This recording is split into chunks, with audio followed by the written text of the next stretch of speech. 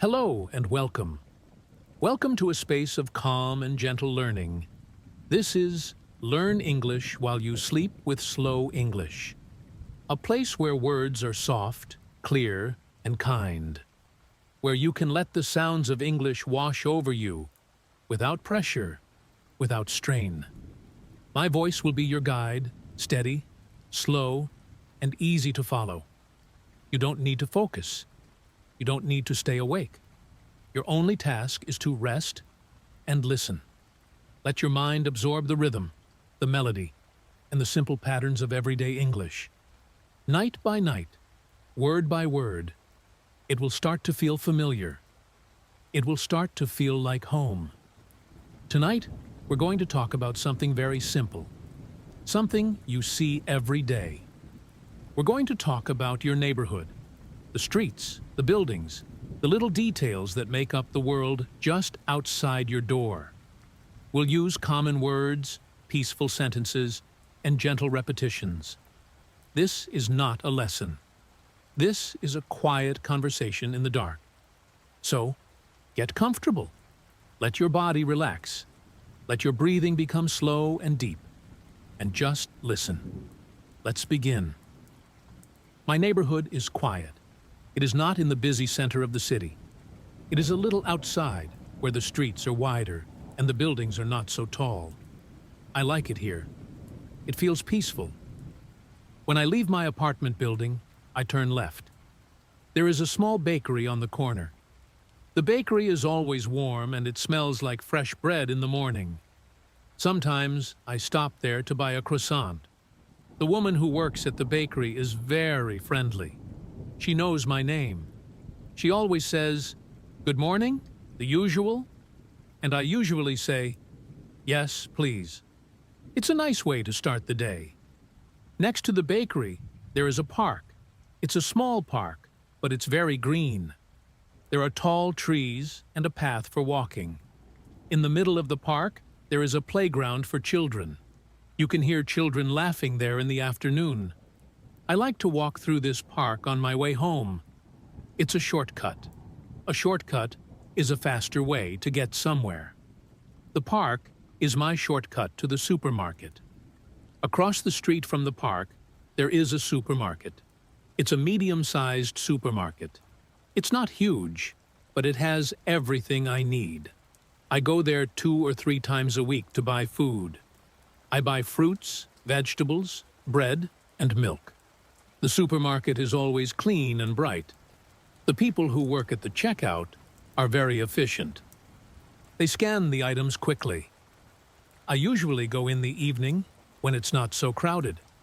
Behind the supermarket, there is a quiet street with many houses. The houses are not apartments. They are separate houses, each with a small garden. The gardens are beautiful. Some have colorful flowers. Some have tall trees. In one garden, there is a big, friendly dog. He likes to watch people walk by. He never barks. He just watches. I like to walk on this street when I'm not in a hurry. It's very calming. If I continue walking down my street, I will see a bus stop. The bus stop has a bench and a small roof. People wait there for the number 42 bus. The bus comes every 20 minutes. It goes to the city center. I take this bus when I want to go shopping or visit the museum. The bus driver is a man with a kind smile. He says hello to everyone.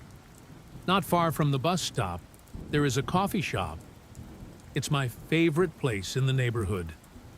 The coffee shop is small and cozy. Inside, there are soft armchairs and small tables. The walls are a warm brown color.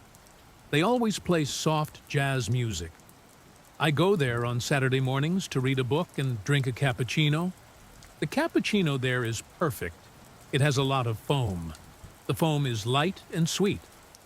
The owner of the coffee shop is named Marco. He is from Italy. He makes the best coffee. My neighborhood is not perfect. Sometimes, at night, you can hear the sound of cars on the main road.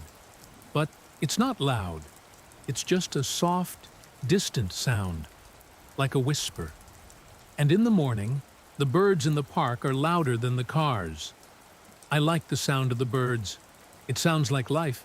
It sounds like a new day. So, that is my neighborhood. Simple, quiet, friendly. It has everything I need. A bakery, a park, a supermarket, a bus stop, and a perfect coffee shop. It's not famous. It's not in a travel guide. But it's my place. And I feel comfortable here. I feel at home. Let's repeat some of the gentle ideas from our quiet walk. Just listen to the phrases. My neighborhood is quiet. It feels peaceful. There is a small bakery on the corner. It smells like fresh bread. I like to walk through the park. It's a shortcut. The supermarket has everything I need. The street is very calming. I take the bus to the city center. My favorite place is a coffee shop. It's small and cozy. I feel comfortable here. I feel at home. Music swells gently, then returns to the background. You don't need to remember these words. They are already finding a place in your mind.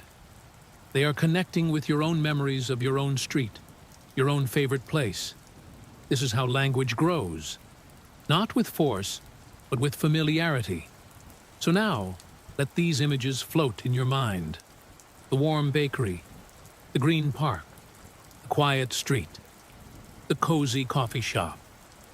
Let the English words be part of the pictures. There is no separation. The word park is the image of the trees. The word cozy is the feeling of the soft armchair.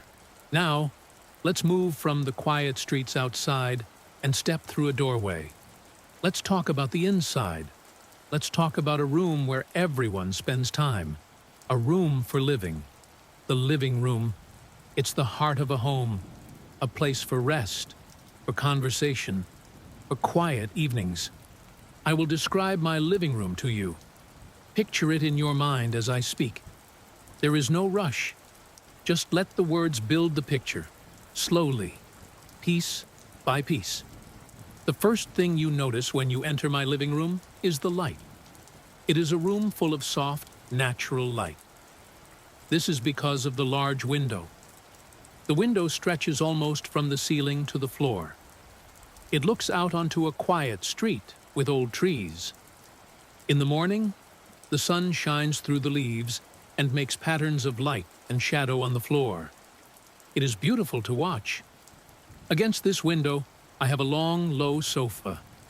The sofa is a deep, soft gray color. It is the color of a cloudy sky just before a gentle rain. The fabric is soft to touch. It is a fabric called velvet. When you sit on it, it feels comforting. It feels like a hug. On this sofa, I have placed a few cushions. The cushions are a lighter gray, and one is a soft, dusty blue. They are for leaning against, for making the sofa even more comfortable. In front of the sofa, there is a low table. We call it a coffee table. It is made of warm, light wood. The wood has a smooth surface. On this table, I usually keep a few simple things. A small vase with a single flower, a candle that smells of sandalwood, and a book that I am currently reading. Nothing more. I like space.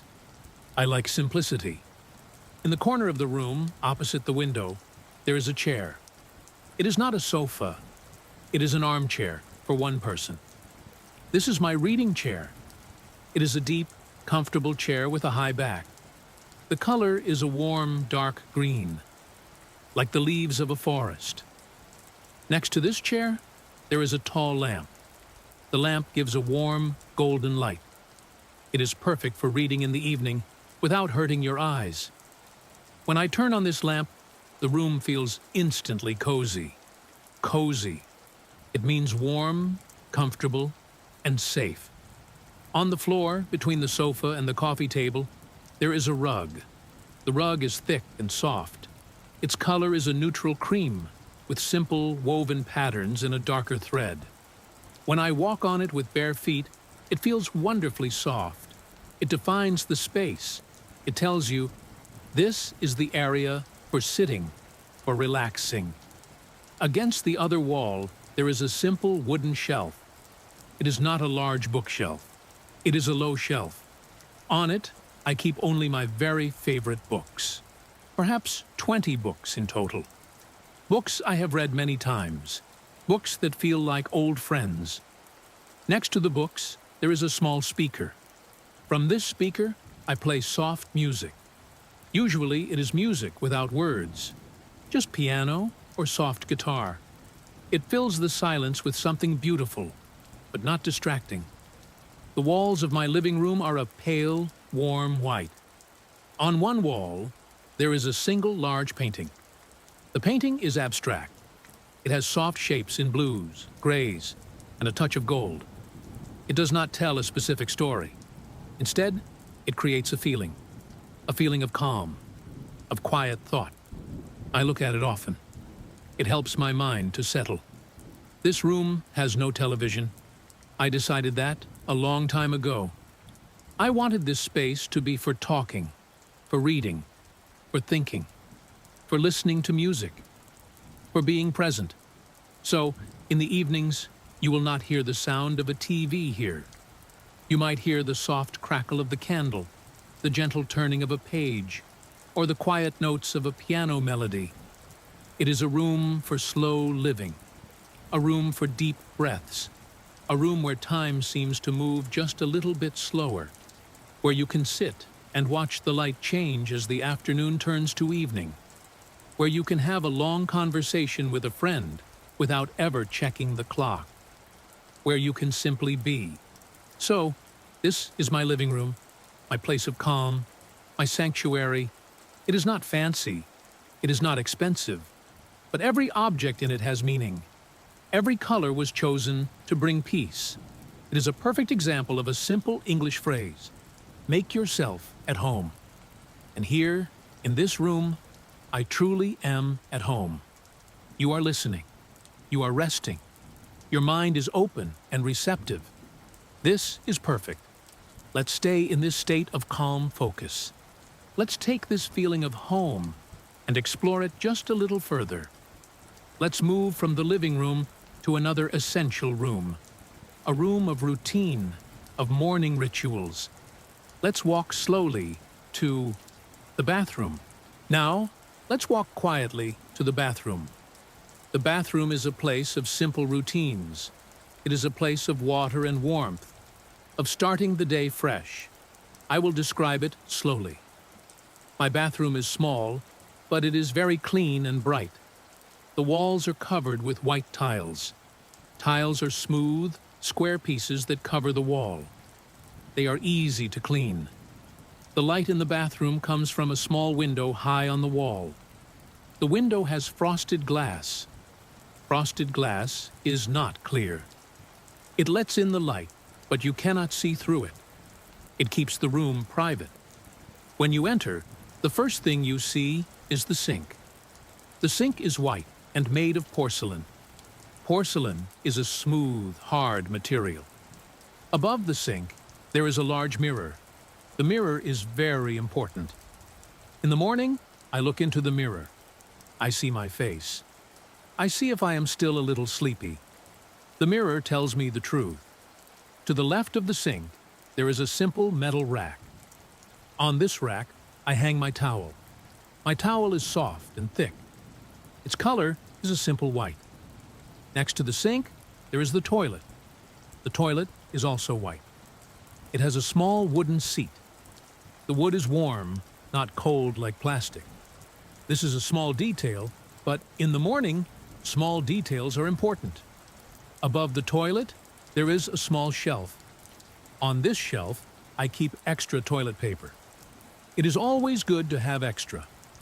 Now, let's talk about the shower. My bathroom has a shower, not a bathtub. I prefer a shower. It is quick and efficient. The shower is in a corner, separated by a glass door. The glass door is clear, so you can see the white tiles inside. On the floor of the shower, there is a special mat. This mat is not slippery. It is safe for your feet. Inside the shower, on a small shelf, I keep my shampoo and my soap. The shampoo bottle is blue. The soap is a simple bar. It smells like clean lemon. The smell is fresh and not too strong. When I turn on the water, it takes a moment to become warm. First, the water is cold. Then, it becomes warmer and warmer. Soon, it is the perfect temperature. The sound of the water falling is a steady, calming noise. It is like rain. The warm water feels good on the skin. It wakes up the body gently. It prepares the mind for the day. After the shower, I step out onto a soft bath mat. The bath mat is on the floor, just outside the shower door. It absorbs the water from my feet. The mat is soft and colorful. It is a deep blue color. Then I reach for my towel. I dry my body with the soft white towel. The towel feels cozy. It absorbs all the droplets of water. The skin feels clean and new. Then I go to the sink. I turn on the tap. The water flows. I wash my face with cool water and a gentle soap. The cool water is refreshing. It makes my eyes feel open. After washing my face, I brush my teeth. I squeeze a small amount of toothpaste onto my toothbrush. The toothpaste is white, with small blue stripes. It tastes of mint. The mint taste is cool and sharp. It makes my mouth feel clean. I brush my teeth for 2 minutes. Sometimes I look in the mirror while I brush my teeth. Sometimes I just look out the small, high window at the sky. Then I use a comb. I comb my hair. I look in the mirror again. Now my face is awake. My hair is tidy. I feel ready. The simple rituals of the bathroom are complete. They are the same every day. This repetition is not boring. It is comforting. It is a quiet way to begin. The bathroom is a functional room. It is not a room for sitting and relaxing for a long time. But it is an important room. It is a room of care. A room where you prepare yourself to meet the world. A room where you can be alone with your thoughts for a few quiet minutes in the morning. It is a room of water, of steam, of cleanliness, and of quiet preparation. Now, let us move from the quiet rituals of the bathroom into the heart of the home's morning energy. Let us walk into the kitchen. The kitchen is a place of nourishment, of aroma, of the first meal. It is a room that engages all the senses. I will describe my kitchen for you. Picture the details as I speak them. There is no hurry. My kitchen is not large, but it is organized. Everything has its place. The color of the walls is a very soft, pale yellow. It is the color of early morning sunlight. This color makes the room feel cheerful, even on a gray day. When you walk in, your eyes go immediately to the window. The window overlooks a small balcony. On the balcony, there are 3 pots with herbs. I grow basil, mint, and rosemary. The green of the herbs is vibrant against the wood of the balcony.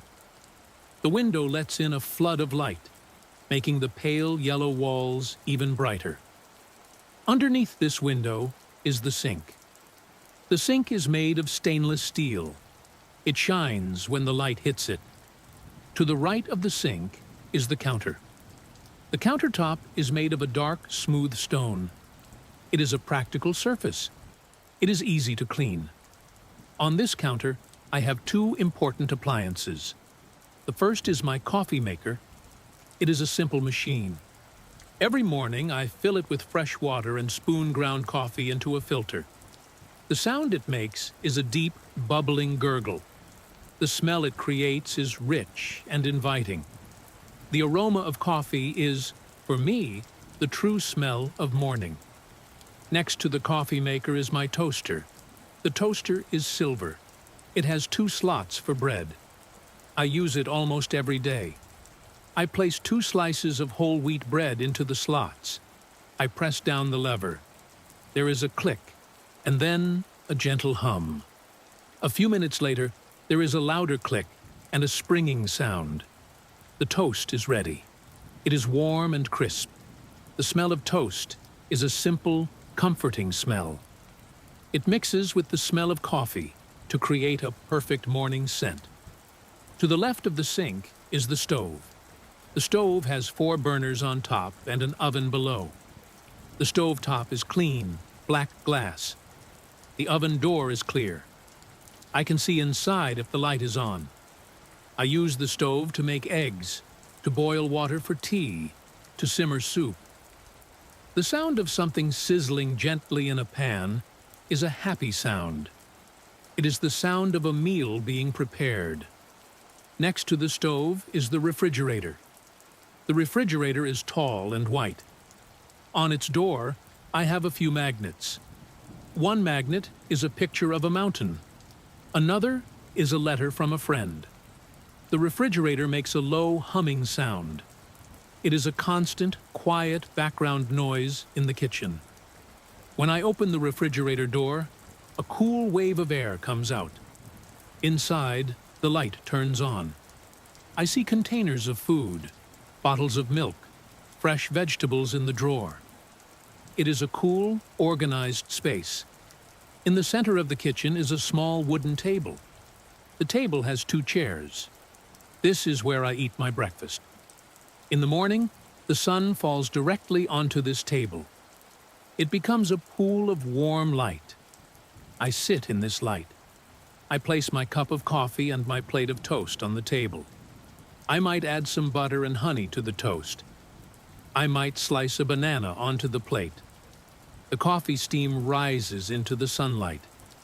I sit there, in the quiet, and I eat slowly. I look at my herbs on the balcony. I think about the day ahead.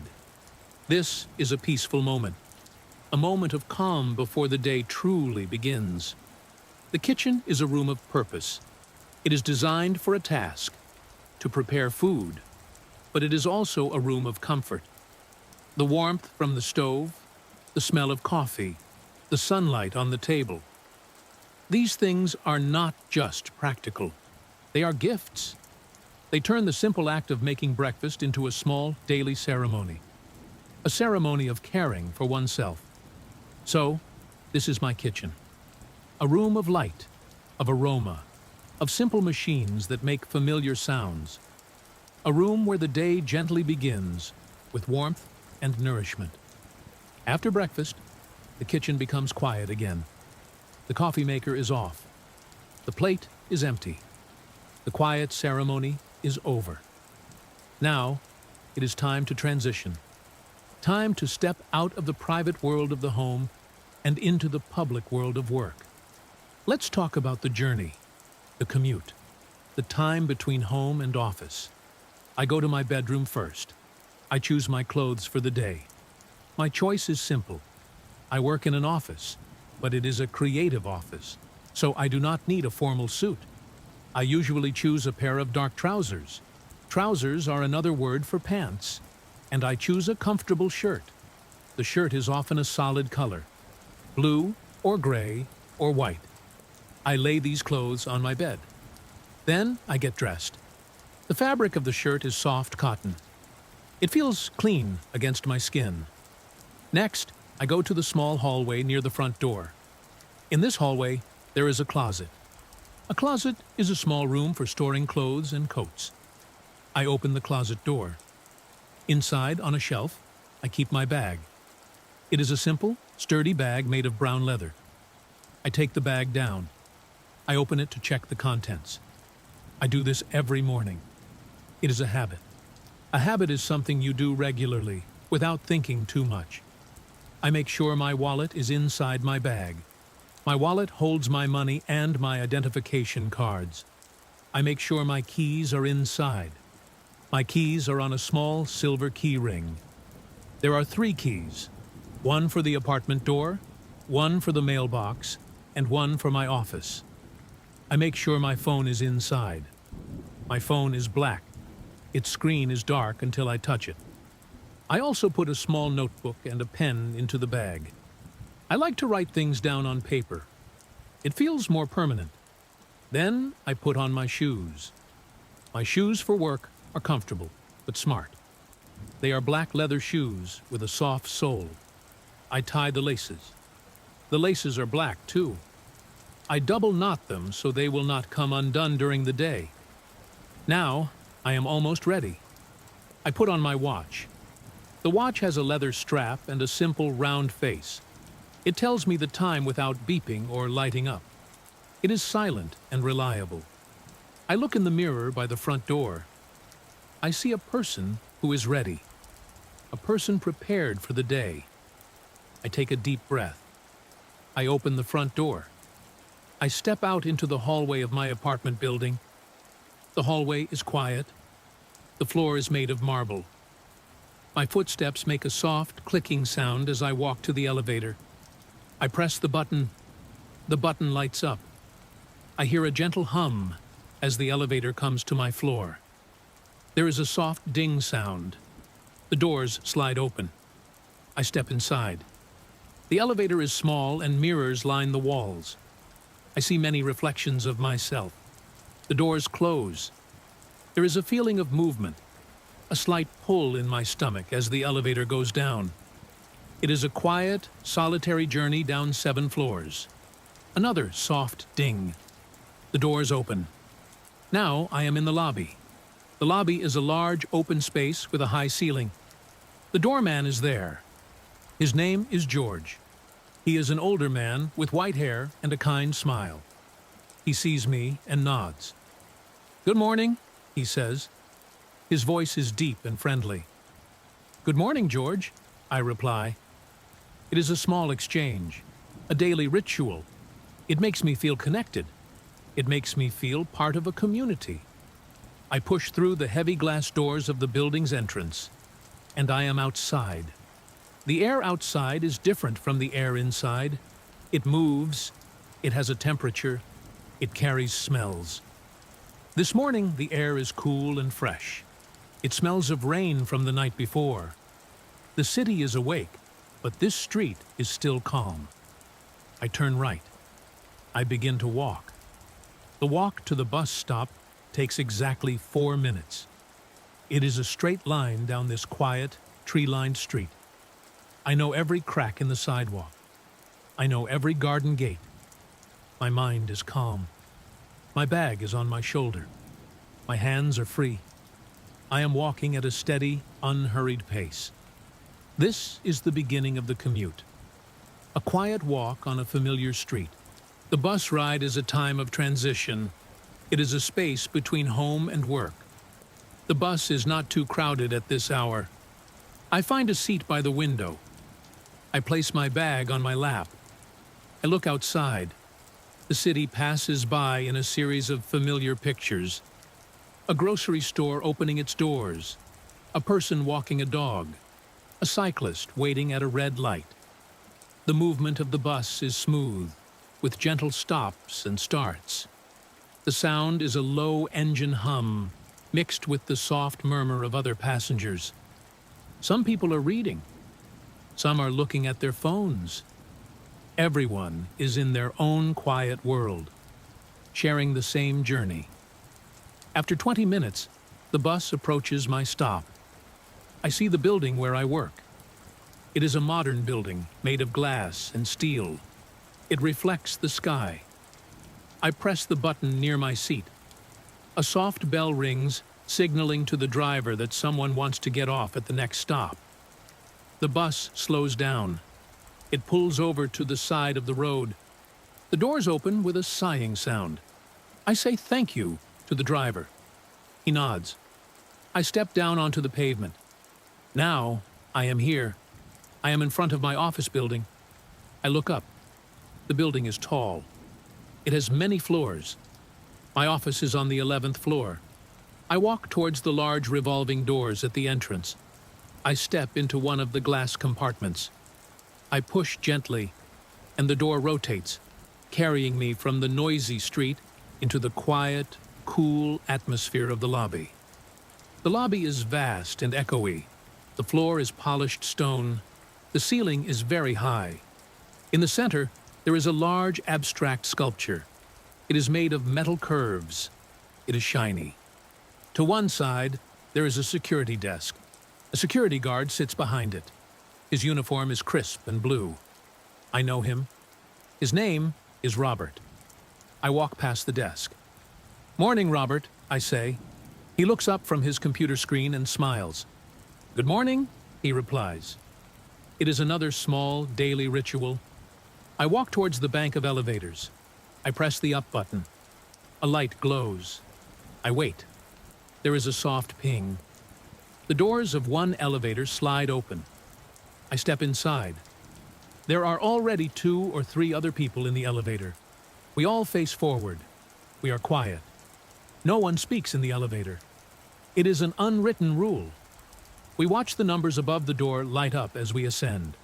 4, 5, 6.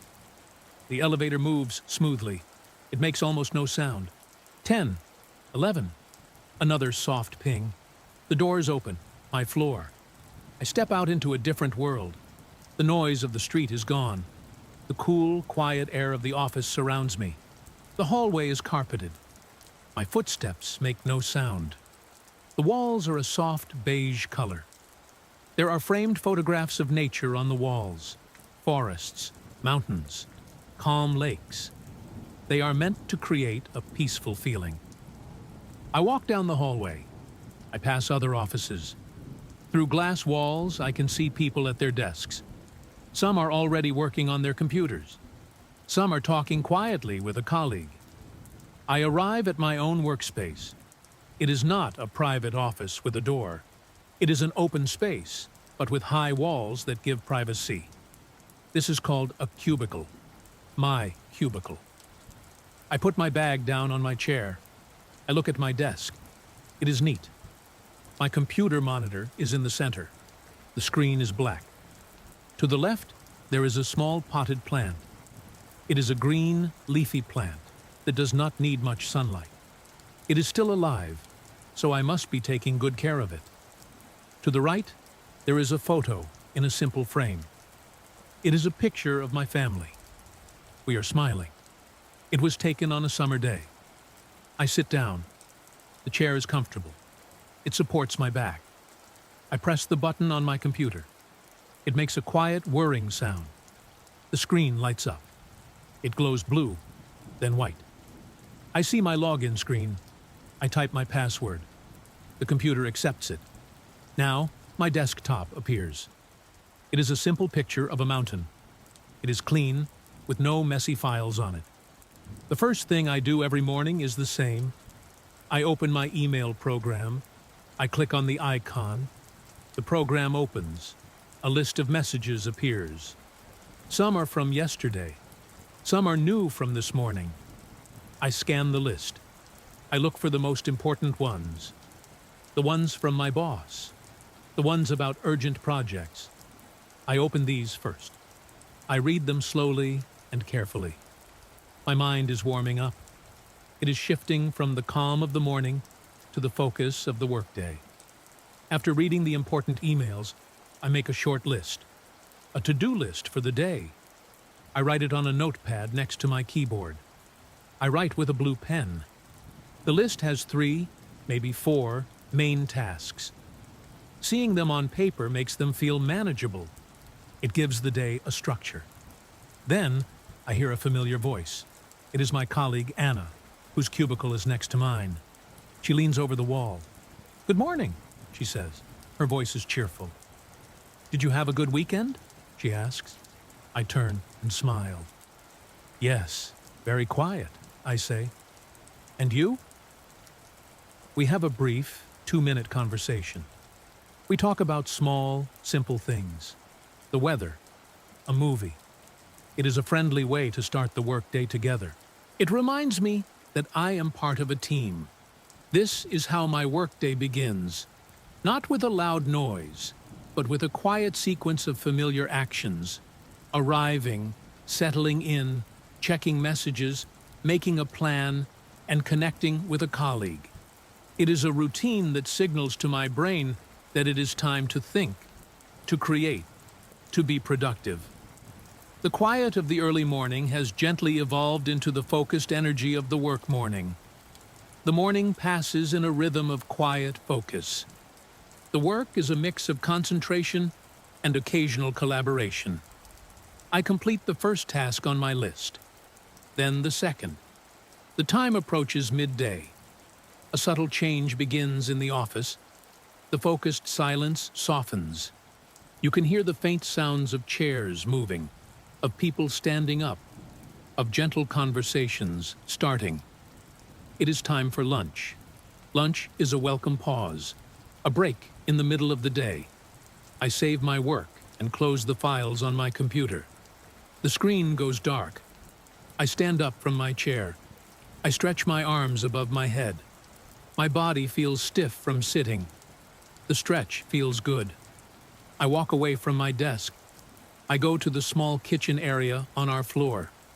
The kitchen is bright. It has a large window. Several of my colleagues are already there, taking their lunches from the refrigerator. The refrigerator in the office kitchen is large and stainless steel. It is full of transparent containers, brown paper bags, and bottles of water and juice. Everyone's lunch is in there, side by side. I open the refrigerator door. The cool air feels refreshing. I find my lunch bag on the middle shelf. It is a simple, insulated bag in a blue fabric. I take it out. I also take a bottle of water from the shelf.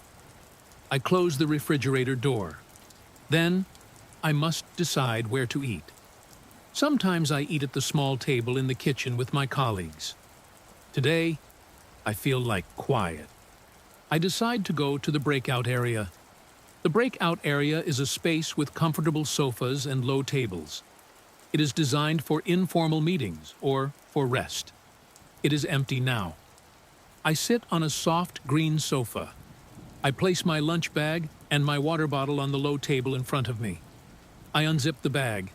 Inside, there is a container. The container is plastic, with a clear lid. I take it out. I open the lid. Inside is my lunch. Today, it is a simple salad. I made it last night.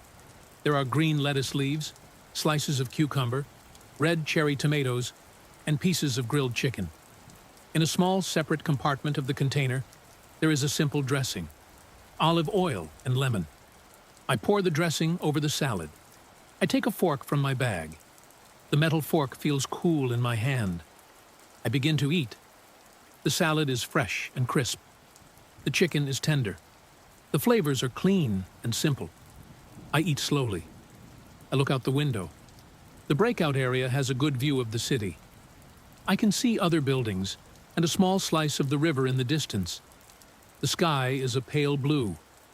A few white clouds move slowly. I drink some water. The water is cold and clear.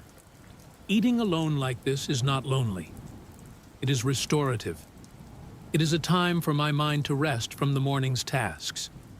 I do not think about work. I watch the clouds. I taste my food. I enjoy the silence. For 20 minutes, the world is just this quiet space, this simple meal, and the view from the window. When I finish, I put the empty container back in my lunch bag. I zip it closed. I will take it home to wash it. I take one last drink of water. The lunch break is over. I feel refreshed. My body is nourished. My mind is calm. I stand up. I walk back to the kitchen area. I throw my napkin into the recycling bin. I see my colleague, Anna, washing her cup at the sink. We smile at each other. "Good salad?" she asks. "Yes, very good," I reply. It is another small, friendly exchange. Then I walk back down the quiet, carpeted hallway to my desk. The afternoon is waiting. The afternoon of work is a mirror of the morning, but with a different quality of light. The sun moves across the sky outside the window. The sharp, direct brightness of noon softens into a gentler, golden glow that spills across my desk. I complete another task. I respond to more emails. I have a short, friendly meeting with 2 colleagues. We stand around a screen, discussing ideas. The conversation is focused but polite. We find a solution. We agree on the next steps. Slowly, steadily, the list of tasks on my notepad grows shorter. One by one, I draw a neat line through each completed item. The blue ink marks progress. It is a simple, satisfying feeling. I look at the clock on my computer screen. The time is approaching 5. This is the natural end of my workday. A feeling of gentle completion settles over me. I am not rushing. I am finishing. I start my closing routine. I save all the documents I have been working on. I close each program, one by one. The icons disappear from my screen. I empty the trash folder on my computer, a small digital cleanup. I organize the few papers on my desk, placing them in a neat pile. I put my blue pen back in its holder. I stand up. I put on my jacket that was hanging on the back of my chair. I pick up my bag. I take one last look at my desk. The computer screen is dark. The plant is still green. The family photo is smiling. Everything is in order. I turn off my desk lamp.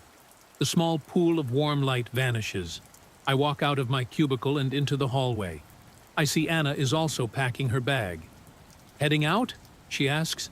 "Yes," I say. "Have a good evening," she says. "You too," I reply. It is our evening ritual, a kind and predictable farewell. I walk back down the quiet, carpeted hallway. I pass the breakout area, now empty. I pass the kitchen, where someone is washing a coffee cup. I press the button for the elevator.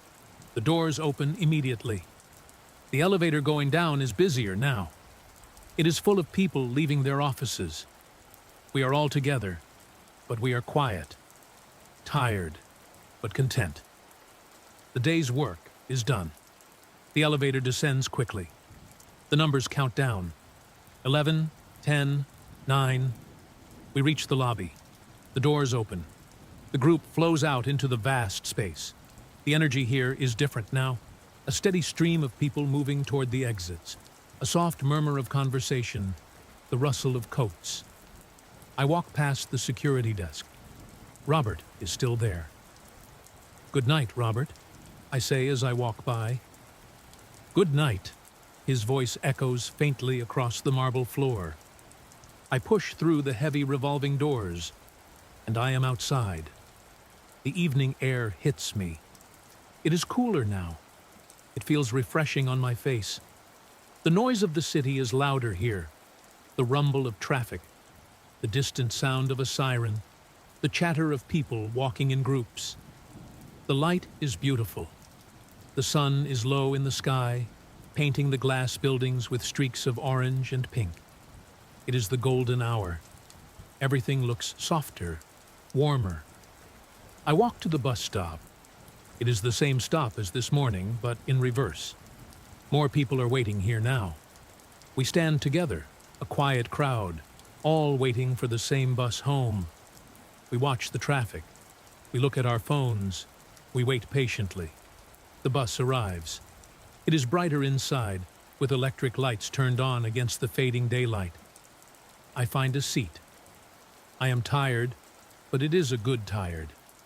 The tiredness that comes from a day of useful work. I look out the window as the city moves past. The shops are lit up. Restaurants are starting to fill with people.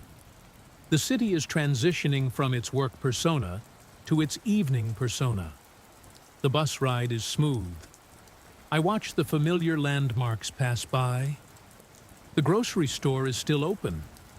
The person walking the dog is probably someone else now. The traffic lights cycle through red, yellow, green. The journey is a buffer, a decompression chamber between the focus of the office and the comfort of home. I see my street approaching. I press the button. The bell rings. The bus slows and stops. The doors sigh open. "Thank you," I say to the driver as I step off. The evening air is cooler here, under the trees on my quiet street. I begin the 4-minute walk home. My footsteps are slower now than they were this morning. There is no hurry. The street is peaceful. The lights in the windows of the houses are coming on. one by one, creating little squares of warm yellow in the deepening blue of the evening. I reach my building. I see George, the doorman, through the glass. He is talking to a delivery person. He sees me and gives a small wave. I wave back. I push through the heavy door. The lobby is quiet and feels like an interior haven after the open space of the street. "Good evening, George," I say. "Good evening," he replies. "Long day?" he asks kindly. "A good day," I answer. And it is true. I walk to the elevator. I press the button. I wait alone. The elevator arrives. The doors open. I step inside. I press the number for my floor. The doors close. I am alone in the quiet, mirrored box. I watch the numbers light up as I ascend. 1, 2, 3, going up, going home. The gentle pull of the elevator is a familiar feeling. It is the final transition of the day. A soft ding. The doors open. I step out into the hallway on my floor. It is silent here. My footsteps on the marble are the only sound. I walk to my door. I reach into my bag. My fingers find my keys. I take them out. I select the correct key. I insert it into the lock. I turn it. There is a solid, satisfying click. I push the door open. I step inside. I am home. I close the door behind me. The world outside is shut away. The quiet inside my apartment is a different kind of quiet. It is a quiet that welcomes. It is a quiet that says, "You are safe here. You can rest now." I place my bag on the small table by the door. It is the same table where I keep my keys. I take off my shoes. I untie the laces. I slip my feet out. I place the shoes side by side, neatly, next to the door. My feet are free. I feel the cool wood floor under my socks. It is a grounding feeling. I walk into the living room. The evening light here is soft and dim. The room is bathed in shadows. I do not turn on the main light. Instead, I walk to the tall lamp next to my reading chair. I click the switch. A warm, golden pool of light appears.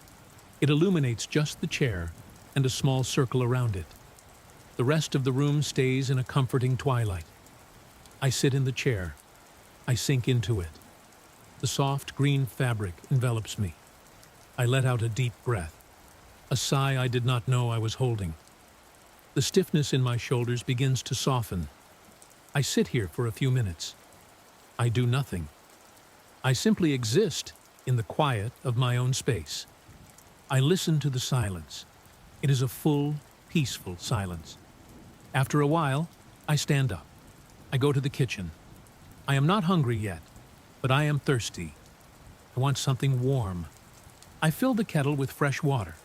I place it on the stove. I turn the knob. The blue flame clicks and then appears, licking the bottom of the kettle. I stand and wait. I listen for the first quiet whispers of the water beginning to heat. While I wait, I take a mug from the cabinet. It is my favorite mug. It is a simple, creamy white color. It feels solid and comforting in my hand. I take a tea bag from a small tin. The tea is chamomile. Chamomile is a gentle, calming herb. The tea bag smells faintly of flowers and honey. The kettle begins to sing. It starts as a low hum, then builds to a steady, rising whistle. I turn off the flame. The whistle fades. I pour the hot water into the mug. The water swirls around the tea bag, turning a pale golden yellow. The steam rises, carrying the gentle scent of chamomile up to my face. It is a soothing aroma. I carry the mug back to the living room. I place it on the small table next to my chair. I sit down again. I wrap my hands around the warm mug. The heat feels good on my fingers. I take a small, careful sip. The tea is hot, but not too hot. It tastes floral and mild. It warms me from the inside. I reach for the book on the coffee table. It is the book I am currently reading. I open it to the page where I left off. I begin to read. The words are familiar friends. The story pulls me in, but gently. It does not demand my full attention. My mind can wander in and out of the paragraphs. This is not study. This is relaxation. The act of reading, the warmth of the tea, the pool of lamplight. These things together create a perfect moment of evening peace. I read for a long time. The light outside the window turns from deep blue to black. The only light in the room is my golden lamp. The world shrinks to this cozy circle. The apartment is perfectly still. The only sounds are the soft turning of a page and the occasional quiet sip of tea. This is my time. Time to unwind. Time to let go of the day's lists, its conversations, its small stresses. Here, in this chair, with this book and this cup, there are no tasks to complete. There is only the quiet pleasure of being at home. The tea is finished. The mug is empty. The story has reached a good stopping point, a quiet moment in the plot, not a cliffhanger. I close the book. I place it back on the table. The final act of the evening begins, the gentle transition from wakefulness to sleep.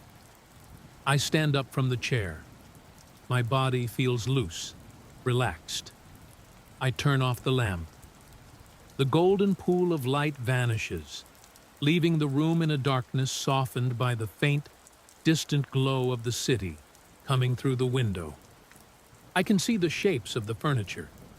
They are familiar shadows. I walk to the kitchen. I rinse the mug with warm water.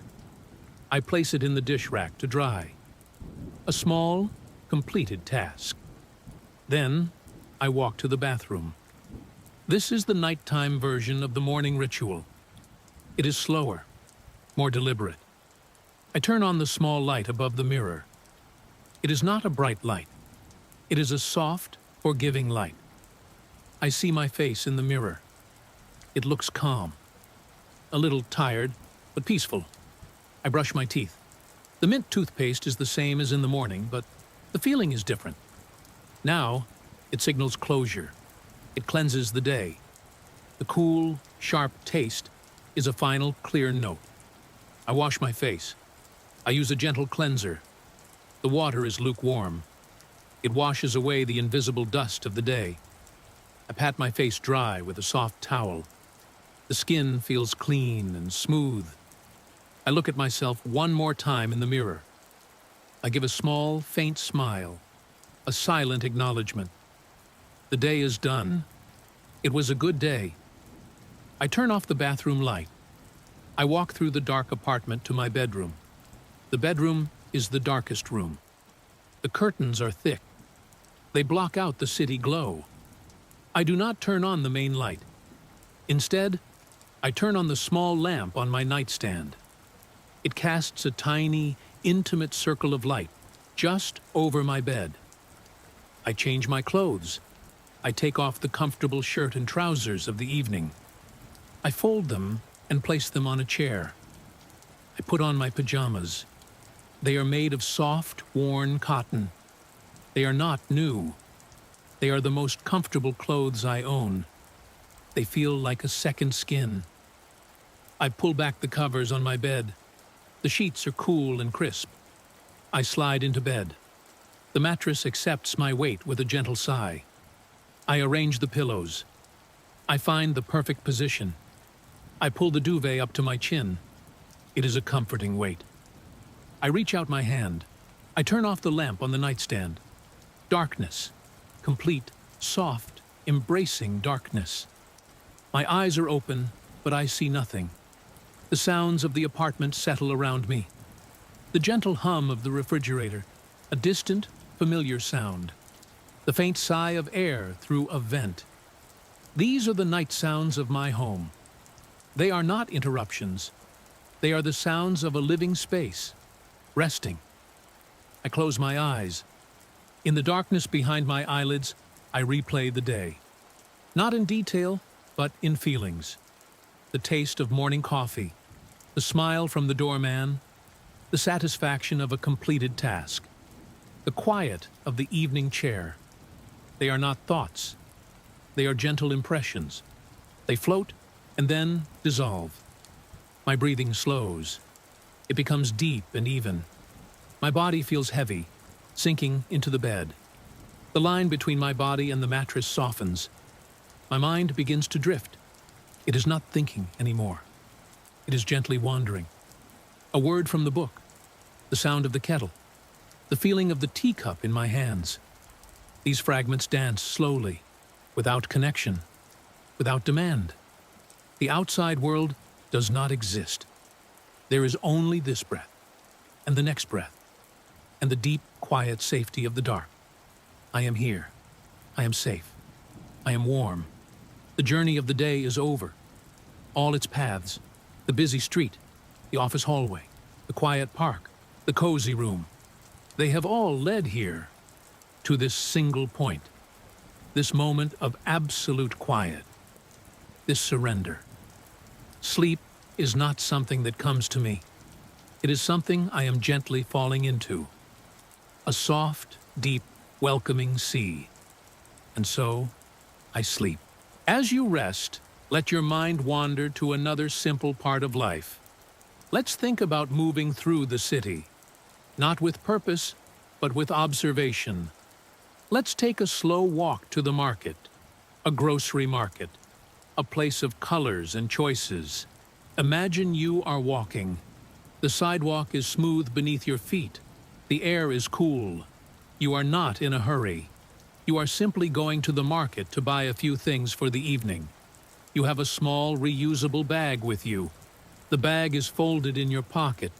You see the market from the end of the street. Its sign is a bright, cheerful green. You walk closer. You can see large windows filled with displays. There is a display of fruit. The fruit is a pyramid of bright oranges and deep red apples. The colors are vivid. They look like a painting. You reach the entrance. The doors slide open automatically. They make a soft swishing sound as they part. You step inside.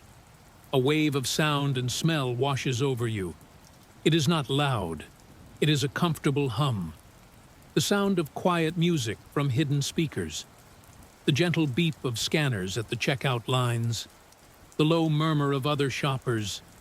The sound of shopping cart wheels rolling on the smooth, shiny floor. And the smells. They are a mixture of clean, simple scents. The fresh, slightly sweet smell of bread from the bakery section.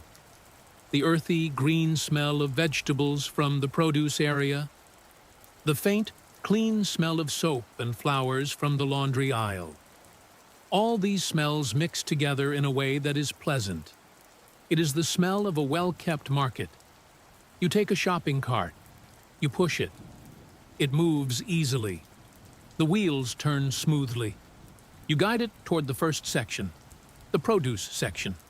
Here, everything is organized. It is a landscape of color. You see greens, different kinds of greens, dark green spinach leaves, pale green lettuce, green cucumbers with tiny bumps on their skin, green zucchinis, green herbs like parsley and cilantro. You see reds, red, plump tomatoes, red bell peppers, shiny and perfect, red strawberries in little green boxes. You see yellows and oranges, yellow bananas, some still with a hint of green at the tips, bright yellow lemons, oranges that are actually orange. They are stacked in a large circular bin. You stop by the apples. You pick one up. It feels firm and cool in your hand. Its skin is smooth. You place it gently in a small, thin plastic bag. You twist the bag to close it. You put the bag in your shopping cart. It makes a soft thud as it lands. You move on. You walk past the dairy section. Long, cold shelves hold white containers of milk, yellow blocks of butter, and cartons of eggs. The eggs are in cardboard boxes. Each egg sits in its own little cradle. You take a container of fresh milk. It is cold to the touch. The condensation on the plastic feels wet. You place it in your cart. You turn a corner. Now you are in the aisle for dry goods. This aisle is quieter. The shelves are tall, reaching up high. They hold boxes and cans. Boxes of pasta in different shapes. Long spaghetti, short penny, twisted fusilli, cans of beans, cans of tomatoes, cans of soup. The labels are bright, with pictures and words. You choose a box of whole wheat pasta. A simple blue box. You place it in your cart. You continue. You are almost done. You just need one more thing. You walk to the bakery section at the back of the market. Here, the smell of bread is strongest. The bread is on racks. There are long, thin baguettes with crispy, golden crusts. There are round, brown loaves of whole grain bread. There are soft rolls, perfect for sandwiches. You choose a small, seeded loaf. It feels light. You put it in your cart. Your small trip is complete. You have an apple, some milk, pasta, and bread. Simple things. Good things. You push your cart toward the checkout area. You choose a line. There is a short queue. You wait patiently. You look at the items of the person in front of you. They have a basket full of colorful things. You do not think. You just observe. It is your turn. You lift your items from the cart and place them on the black moving belt. The belt carries your items toward the cashier. The cashier is a young woman. She wears a green apron. She smiles at you. She picks up each item. She moves it over a glass window. A red laser light scans a small black and white sticker on each item. A beep sounds for each one. Beep, beep, beep, beep. The cashier presses a few buttons on her screen. She tells you the total. It is a reasonable number. You take your wallet from your pocket. You give her some paper money. She gives you back some coins and a few bills as change. The coins are cool and metallic in your hand. She places your items into a new, larger plastic bag. She hands you the bag. It is light. "Have a nice day," she says. Her voice is friendly. "Thank you, you too," you reply. You take your bag. You walk away from the checkout line. The doors slide open again with their soft, swishing sound. You step back outside. The outside air feels different now. Fresher after the controlled air of the market. You walk back down the street, carrying your light bag. The simple weight of your groceries. The simple accomplishment of the task. You are not thinking about vocabulary. You are not translating words. You are just remembering the feeling. The cool apple. The cold milk. The light bread. The smooth box of pasta. The beep of the scanner. The smile of the cashier. These are the pieces of a daily life. And the English words for them, apple, milk, bread, pasta, market, cart, cashier, are not separate from the experience. They are part of the texture, the sound of the experience. Let these sensations and the gentle words that describe them drift through your mind as you rest. There is no test. There is only the quiet memory of a simple walk to the market. Now, let us take this feeling of calm and let it settle deeply. Let us think of one final, gentle topic, a topic of stillness and growth. Let us think about indoor plants, the quiet, green companions in a room. Picture a plant, a simple, green plant. It sits on a table near a window. The plant is in a clay pot. The pot is a warm terracotta color. The plant has broad, green leaves. Each leaf is a perfect shape. The leaves are not moving. They are still. They are resting. Just like you. Sunlight touches the leaves in the morning. The light is gentle. It filters through the window. It makes the green color glow from within. The plant does nothing. It simply accepts the light. It turns the light into life, quietly, slowly. There is no hurry. Once a week, you give the plant water. You take a small watering can. You fill it with water. You pour the water slowly onto the soil at the base of the plant. The soil is dark brown. It absorbs the water. You can hear a soft, wet sound as the water sinks in. The soil drinks. The plant drinks. It is a silent thank you. That is all the plant needs. Light, water, quiet. With these simple things, it grows. It produces a new leaf, a small, tight curl of green that slowly unfurls over days. It is a tiny miracle of patience. This plant does not speak, but it teaches. It teaches patience. It teaches quiet care. It teaches that growth happens slowly, in stillness, with consistent, gentle attention. So, as you rest, imagine you are like this plant. You are in your own quiet pot. Your mind is the soil. The gentle English words you hear are like the water. They are sinking in. They are being absorbed. And the quiet focus of your rest is like the sunlight. It is providing the energy. Together, in the silence of the night, they are working. They are helping something in you grow. A new understanding, a new familiarity, a new small leaf of knowledge slowly unfurling. There is no effort required. Just as the plant does not struggle to grow, you do not need to struggle to learn. You simply need to be present, in a state of quiet receptivity. The growth will happen on its own, in its own time. Let this thought be the final thought. The thought of quiet, patient, effortless growth. Your mind has listened to many gentle stories tonight. Stories of home, of streets, of markets, of work, of quiet evenings. These stories are now part of you. Their words are seeping into the soil of your memory. They are being watered by your calm attention. They are warmed by the gentle light of your intention to learn. The cycle is complete. The day is done. The lessons are gently given over. Now it is time for the deepest rest. It is time for the silent, inner work of the night to begin. Release every word.